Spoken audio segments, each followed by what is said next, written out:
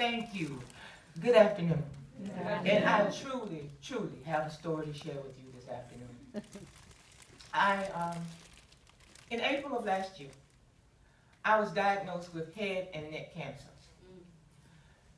Not only was I diagnosed with head and neck cancer being the hardest cancer to cure, I was blessed with having a rare form of head and neck cancer. 95% of the people who contract this disease have it 95% this way. The other 5% have it another way.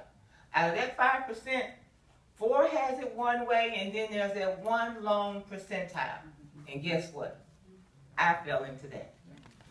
They told me that my chances of survival were very slim because when it was diagnosed, it was in its 3rd stages. The type of tumor that I had was on my face, on my neck. And rather than go into my lymph nodes, it grew little legs and feet. And it went everywhere.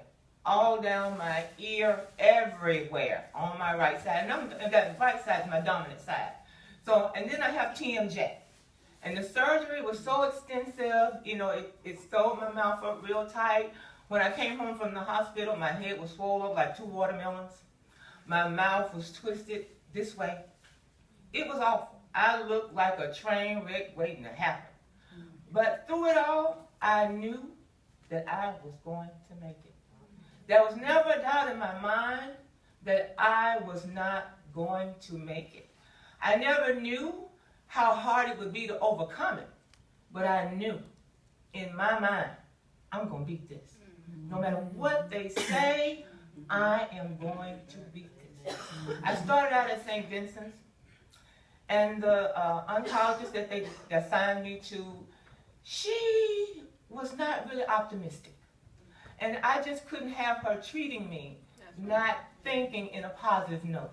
I had to have everybody around me to think on a positive note. Because after all, I'm telling myself, I'm going to beat this. It rocked on, you know, I told her, I said, well, Dr. Bonley, you're treating me the way you treated everybody else.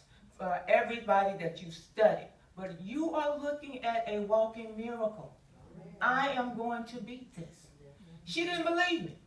So I'm always the person who thinks the glass is half full and not half empty. I had to leave that lady.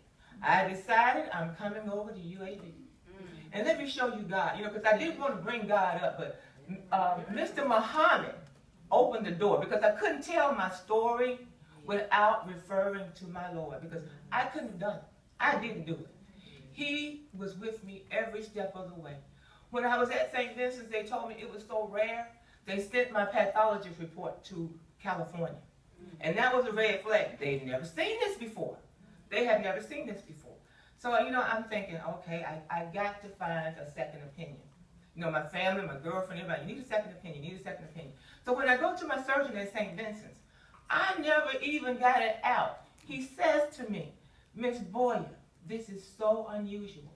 I need a second set of eyes to look at this because I'm afraid I may have missed something. So I said, Dr. Lejeune, you know, I was going to ask you for a second opinion. He immediately shot that email to UAB.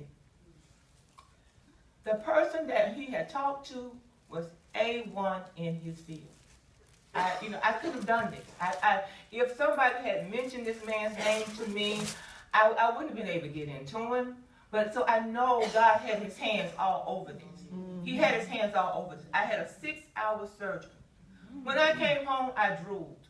I couldn't do anything without a towel, you know, because, you know, I drooled. And I told myself, I said, self, I ain't going nowhere and let everybody look at me looking like this, you know. And as soon as I had that thought, that little voice spoke to me and said, yes, you are. You're going to go because people are going to see where I am going to bring you from to where you're going to go. Because I'm not supposed to be able to talk. I'm not supposed to be able to do this. When I got into treatment, that radiation burnt me from here all the way down. I was black as these shoes I got on. But I kept going out in the public. I refused to let this defeat me. I refused to. And you know, in life, when things start getting tough, the first thing we want to say is, I can't do it. I can't. I can't. When little Johnny start acting up, the first thing we say is, I can't be bothered. This boy's getting on my nerves. Yes, you can. Because after all, little Johnny got it from you. If your parents endured and you turned out all right, why do you feel like you can't do it? You know, when things get hard, I can't. I can't. Yes, you can. The power bill needs paying. You go into a panic. Instead of calling the power company and make arrangements. That's what they're there for, customer service. Take advantage of it. Car note need paying. Defer the payment. It ain't nothing to fall out about. Your mortgage need paying. Call those people, and if all else fails, get a part-time job. It'll work. I am here to tell you, no matter what you do, no matter how bad it looks, it is a miracle. It's a way. It's something that can be done. We tell ourselves, I can't do it. We surround ourselves with people who tell us, you can't do it. Of course you can't do it if you keep telling yourself you can't. And then growing up, my dad used to tell us all the time, can't, never could. We didn't understand it. Growing up, we didn't understand it. But as I grew older, I knew what my daddy was saying. If you keep saying you can't, then you never will. You never will. And then what kind of example are you setting for your children? They, you know, what kind of, you telling them when things get hard, give up, give up. No, you don't. You transform the way you think. You transform your mind. You look at these Olympics, these competitors, when they say, I focus on that finish line. And that's what you have to do. You have to focus on that finish line.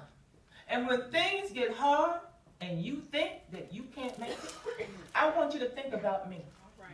The woman who gets up every day with her mouth twisted, who sits across the table from somebody else.